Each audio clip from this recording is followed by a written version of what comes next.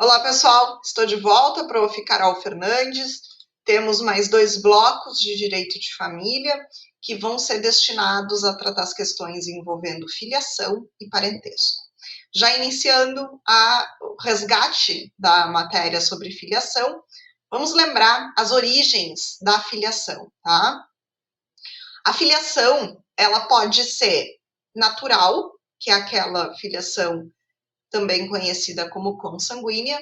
Ela pode se dar por adoção, que é o que nós chamamos também de filiação civil ou de parentesco civil, e ela também pode decorrer dos vínculos socioafetivos. Inclusive, nós temos hoje a possibilidade de reconhecer extrajudicialmente a parentalidade socioafetiva. Isso vem regulado no provimento número 63 do CNJ. Só porque é uma questão recente, é importante relembrar alguns dados ou destacar com vocês, caso vocês não tenham conhecimento, alguns dados, tá? Então, o CNJ regulou a possibilidade de reconhecer a paternidade ou maternidade socioafetivas de pessoas acima de 12 anos diretamente no cartório, ou seja, perante os oficiais do Registro Civil de Pessoas Naturais. Esse reconhecimento, ele é voluntário, então não pode haver litígio. Ou seja, os genitores registrais precisam concordar com esse reconhecimento. Ele é irrevogável e ele só pode ser desconstituído judicialmente. Portanto, se houver algum vício da vontade presente, ou fraude ou simulação nesse reconhecimento, deve-se recorrer ao Poder Judiciário para que reverta esse reconhecimento feito em cartório, tá? Esse mesmo reconhecimento, ele segue algumas regras que são relativas à adoção, ou são comuns à adoção. Por exemplo, só podem ser pai ou mãe socioafetivos pessoas maiores de 18 anos, independentemente do estado civil. E eles precisam ser, no mínimo, 16 anos mais velhos do que o filho a ser reconhecido, tá? Além disso, gente, os irmãos entre si e os ascendentes não podem reconhecer paternidade ou maternidade socioafetiva, assim como lá na adoção também existe essa barreira. Em que pese aqui só um registro, exista precedente do STJ deferindo, são 2 casos específicos, um deferindo a adoção de uma avó em relação a uma neta, que foi criada de fato como filha desde bebê de colo, e outro deferindo que 2 irmãos, um casal de irmãos, adotassem a mesma criança. Mas são casos isolados, são casos pontuais, a regra é que não pode, tá? Não pode em razão da confusão do vínculo. Como é que eu comprovo a existência dessa paternidade ou dessa maternidade socioafetiva? Por meio de declarações, por meio de testemunhas, por meio de inscrição dos pretensos filhos, por exemplo, em plano de saúde, em órgãos de previdência, em clubes e assim por diante, né? Ficha da escola e assim por diante, tá? O oficial do registro civil é que vai apurar se existe ou não razão para reconhecer essa paternidade ou essa maternidade e, reconhecendo a existência da filiação socioafetiva, da socioafetividade, ele vai proceder ao registro, que não fará nenhuma menção à origem. Por quê? Porque a origem da filiação, ela não pode ser mencionada no registro das pessoas. Isso constitui uma ilegalidade. Pode também o oficial do registro entender que não se atenderam os requisitos para o reconhecimento espontâneo da paternidade ou da maternidade socioafetiva. E nesse caso ele vai encaminhar ao juiz, vai se negar a fazer, né, o registro e vai encaminhar ao MP para que dê um parecer, se favorável ou desfavorável, tá? E após, se o parecer do MP for desfavorável, ele vai arquivar o expediente. E aí só nos resta dirimir eventuais dúvidas perante o juízo competente, tá? Isso só é possível, gente, e isso é importante também de vocês saberem, tá? Que não pode implicar o registro de mais de 2 mães e mais de 2 pais no campo de filiação.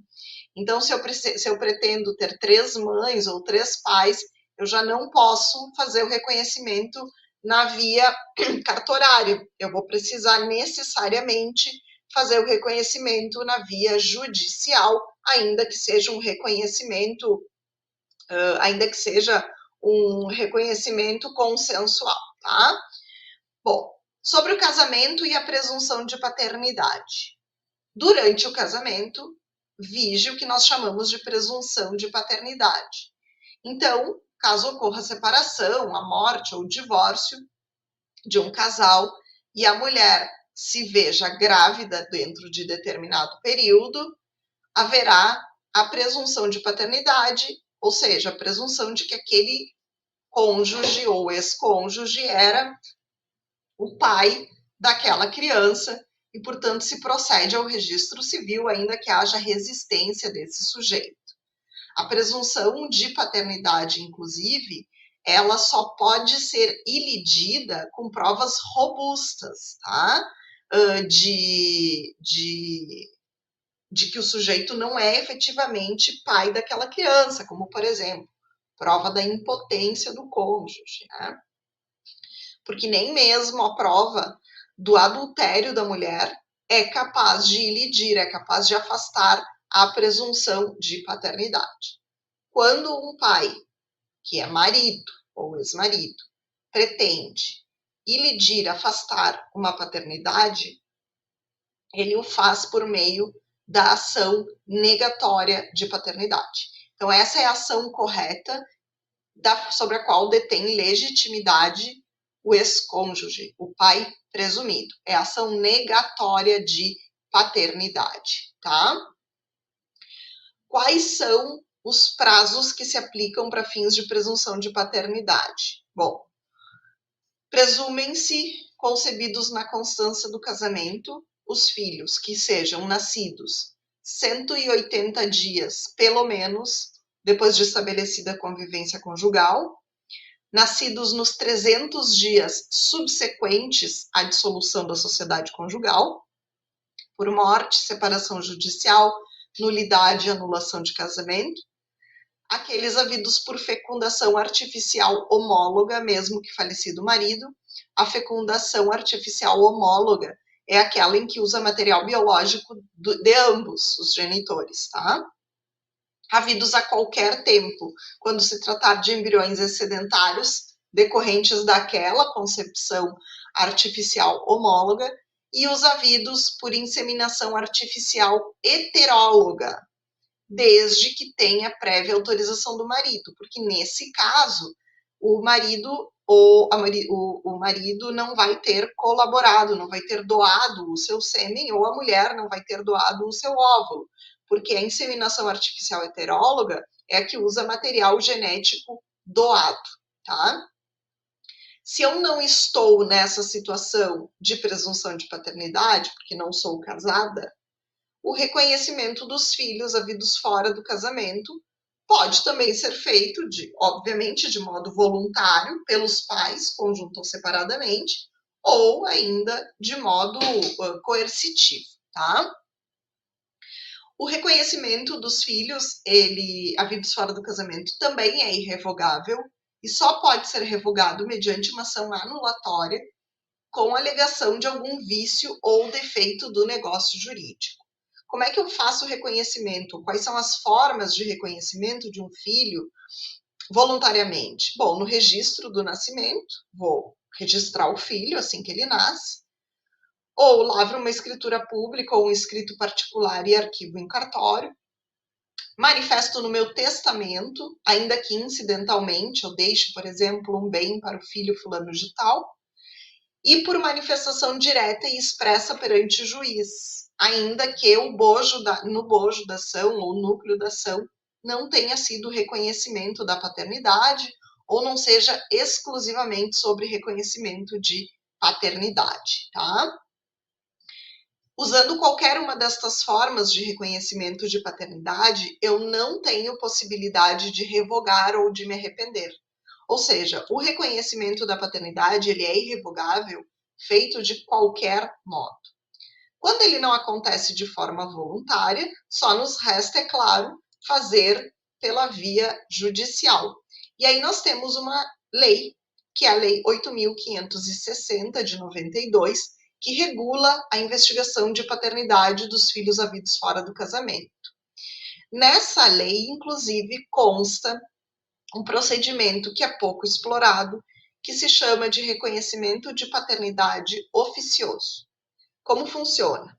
A genitora manifesta o desejo de registrar o filho, o oficial do registro deveria questionar essa mulher sobre a paternidade, sobre quem é o pai da criança, e essa mulher indica, então, quem é o possível genitor.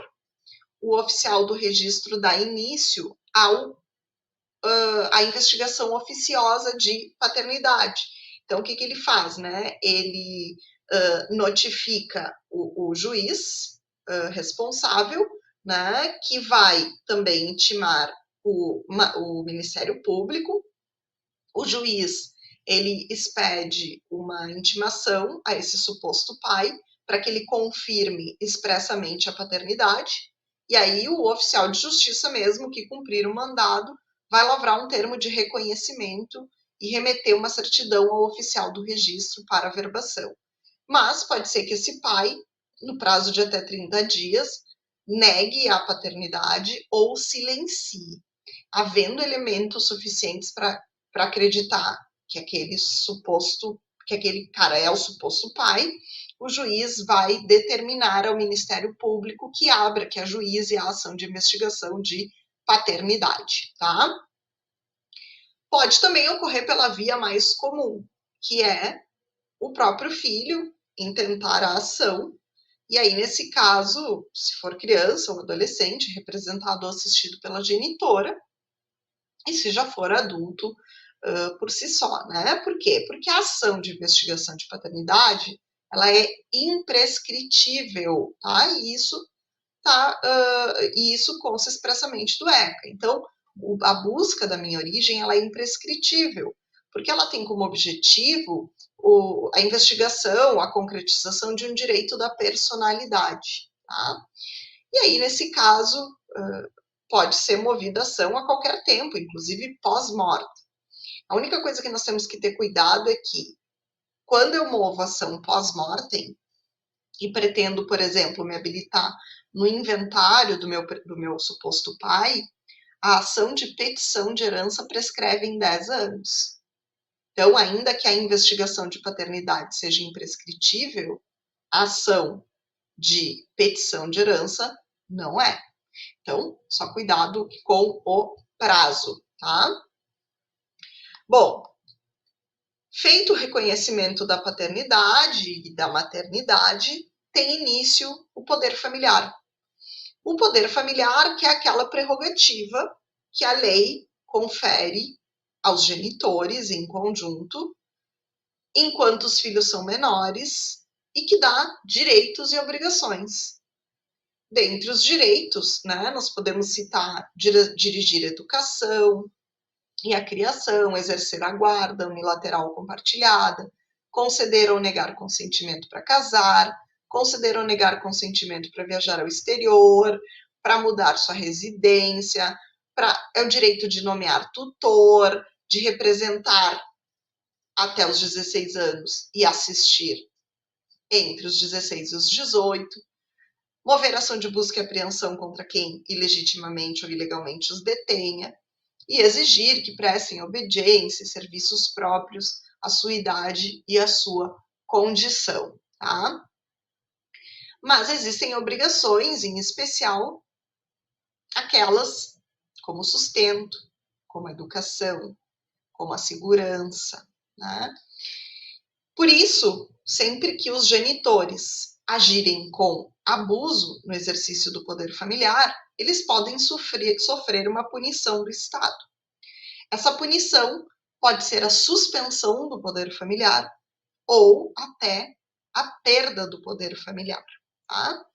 Então, via de regra, o poder familiar, ele vai do nascimento até a morte dos pais ou dos filhos, ou até a emancipação, que é quando os filhos atingem a plena capacidade, ou até a maioridade, que é quando naturalmente os filhos atingem a plena capacidade. Também pode se extinguir o poder familiar pela adoção, porque aí eu tenho a extinção de um vínculo de parentesco com a constituição de um novo vínculo de parentesco, ou por decisão judicial, nos casos em que o juiz determina a perda do poder familiar, que ocorre, né, quando há a prática de um ato muito grave de abuso do poder familiar e de danos à pessoa dos filhos. A suspensão do poder familiar, ela é um pouco mais branda, porque na verdade ela é como se ela colocasse o pai e a mãe em observação. Durante aquele período, essa criança vai ter a guarda exercida por terceiros e, quando for o caso, né, se houver condições de reestabelecer o exercício da guarda dos próprios pais e do poder familiar, essa criança ou adolescente é reestabelecida a família natural. Quando é, então, que pode ocorrer a suspensão do poder familiar? Quando houver abuso de autoridade, com falta dos deveres inerentes ou com a intenção de arruinar os bens dos filhos, tá? Nesse caso, o juiz poderá adotar diversas medidas, né, de prevenção, mas especialmente suspender o poder familiar nos casos mais graves. Também se suspende o poder familiar quando o pai ou a mãe forem condenados por sentença irrecorrível em virtude de crime cuja pena exceda 2 anos de prisão. Quando a situação for muito grave, poderá o juiz, por sentença, extinguir o poder familiar por meio da perda, que é o que também a gente chama de destituição do poder familiar. Quando é que o poder familiar é destituído? Bom, quando o genitor ou a genitora castigarem moderadamente o filho, quando deixar o filho em abandono, quando praticar atos contrários à moral e aos bons costumes, quando incidir reiteradamente nessas faltas previstas em caso de suspensão, e quando entregar de forma irregular o filho a terceiros para fins de adoção, que é a adoção à brasileira, tá? E em 2018, nós tivemos uma alteração na lei e novas hipóteses de perda do poder familiar acabaram sendo incluídas pela Lei 13.715. E são elas: quando o genitor praticar contra outrem igualmente titular do mesmo poder familiar homicídio, feminicídio ou lesão corporal de natureza grave ou seguida de morte, quando se tratar de crime doloso envolvendo violência doméstica, familiar, ou menosprezo, ou discriminação à condição de mulher, ou ainda quando ocorrer o estupro ou outro crime contra a dignidade sexual sujeito à pena de reclusão. Também perderá o poder familiar, por decisão judicial, o genitor que praticar contra o filho, contra a filha ou contra outro descendente homicídio, feminicídio, lesão corporal de natureza grave ou seguida de morte, quando se tratar de crime doloso envolvendo violência doméstica ou familiar, ou menosprezo ou discriminação à condição de mulher. E também em caso de estupro, estupro de vulnerável, ou outro crime contra a dignidade sexual sujeito à pena de reclusão, tá? Esses são, inclusive, fatos que levam a penalidade mais grave prevista no ordenamento jurídico, né? Que é a perda do poder familiar. Bom, outro tema que costuma gerar muita polêmica e que nós precisamos enfrentar aqui é a questão da guarda, né? No ordenamento jurídico brasileiro, nós temos duas modalidades de guarda. Nós temos a guarda unilateral e temos a guarda compartilhada. A guarda alternada, que muito se discute se existe ou não, ela não está prevista no ordenamento jurídico vigente, o que é uma confusão de regime de convivência com regime de guarda. Bom, a guarda unilateral é aquela que é atribuída a apenas um dos genitores, que vai ficar responsável pelo exercício de direitos e deveres e pelo exercício daqueles atos de organização do dia a dia do filho, tá? Isso não exclui o outro genitor não guardião das principais decisões acerca da vida dessa criança ou adolescente. Quando eu fixo a guarda compartilhada, eu tenho uma responsabilização conjunta para o exercício de direitos e deveres do pai e da mãe, tá? Que, obviamente, não vivam sob o mesmo teto. E por isso deve haver um compartilhamento de decisões. Quando eu fixo a guarda compartilhada, isso não quer dizer que eu precise distribuir o tempo equitativamente entre pai e mãe. Por quê? Porque fixada a guarda compartilhada, o que nós precisamos agora é, atendendo às condições fáticas e aos interesses dos filhos, fixar um regime de convivência, a gente não chama mais de visitas, então fixar um regime de convivências que atenda principalmente aos interesses daquela criança, daquele adolescente.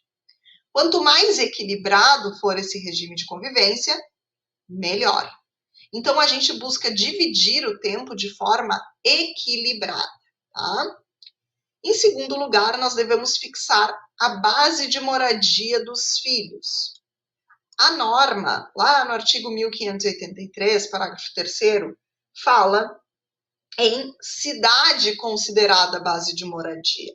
Mas, na prática, nós fixamos a base de moradia junto a um dos genitores, tá? Para que fique mais organizada a rotina dessa criança ou desse adolescente, para que haja uma referência de domicílio, tá? Quando é que eu fixo a guarda compartilhada e não a unilateral? Sempre. Eu só fixo a guarda unilateral se o outro genitor, não estiver em condições de exercê-la ou não quiser exercê-la. E não estar em condições de exercê-la significa que se fez perícia social, psicológica, psiquiátrica, e que os profissionais que têm competência técnica para tanto desaconselharam o exercício da guarda compartilhada. Caso contrário, a guarda compartilhada deverá ser fixada. E ela pode ser requerida por consenso ou em ação litigiosa.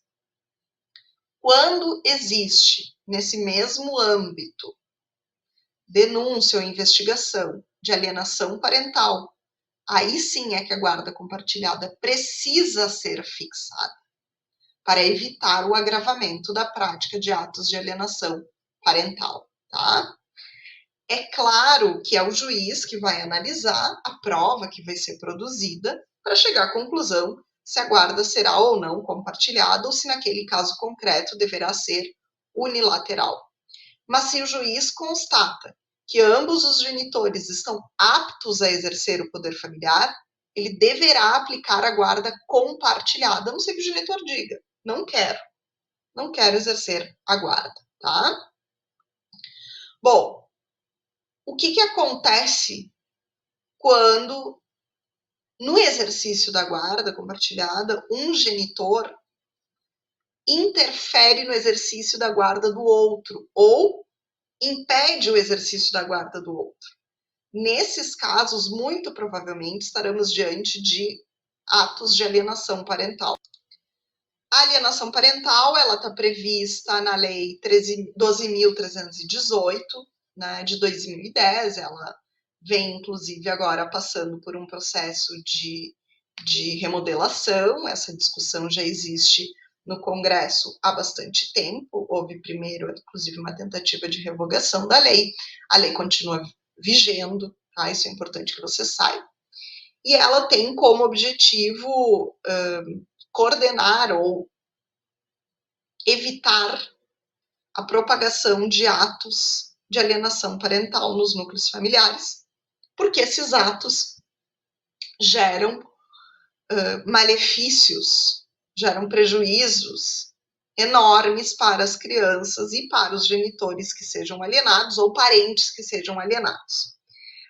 Na lei de alienação parental, vocês vão encontrar lá no artigo 2º exemplos de atos que podem ser ou podem indicar a existência de alienação parental, como realizar campanha de desqualificação da conduta do genitor, dificultar o exercício da autoridade parental, dificultar o contato de criança ou adolescente com o genitor, dificultar o exercício do direito regulamentado de convivência, omitir deliberadamente a genitor informações pessoais relevantes sobre a criança ou adolescente, inclusive escolares, médicas e alterações de endereço, apresentar falsa denúncia contra genitor, contra familiares ou avós, para obstar ou dificultar a convivência deles com a criança ou adolescente, e mudar de domicílio para local distante, sem justificativa, visando dificultar a convivência da criança ou adolescente com o genitor, com familiares ou com avós. Nós consideramos que os atos de alienação parental ferem direitos fundamentais da criança e do adolescente.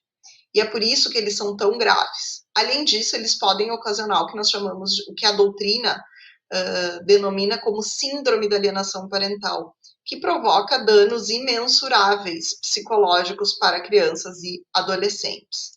Sempre que houver indício de prática de ato de alienação parental, o juiz deverá determinar perícia psicológica ou biopsicossocial. Ocorrendo a comprovação da prática de atos de alienação parental, o juiz pode só declarar a ocorrência da alienação e advertir o alienador, pode ampliar o regime de convivência em favor do genitor que está sendo alienado, pode estipular uma multa ao alienador, pode determinar acompanhamento psicológico ou biopsicossocial, alteração de guarda ou a inversão de guarda, fixação cautelar de domicílio e declarar suspensão da autoridade parental nos casos mais graves, tá? Esses são alguns elementos da alienação parental que é bom que vocês tenham em mente. Quando nós falamos, inclusive, sobre a existência de prática de atos de alienação parental, geralmente surge o pedido de reversão de guarda para unilateral. Aliás, mover ações com pedido de guarda para a guarda unilateral pode ser um indício de prática de atos de alienação parental. E aí, nesses casos, os juízes devem evitar alterar a guarda até que se tenha o resultado das perícias.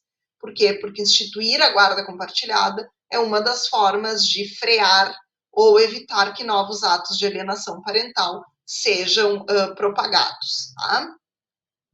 Além dessas ferramentas que o juiz pode se utilizar em caso de alienação parental, o juiz pode também acolher outras ou determinar outras medidas que ele entenda que sejam eficazes para diminuir a gravidade dos atos que já foram praticados e para evitar que os atos continuem sendo praticados no tempo, tá? Finalizamos assim este nosso 5º bloco e já voltamos no 6º bloco para falar sobre os alimentos e assim encerramos o direito de família, para passar finalmente ao estudo do direito das sucessões. Até daqui a pouco.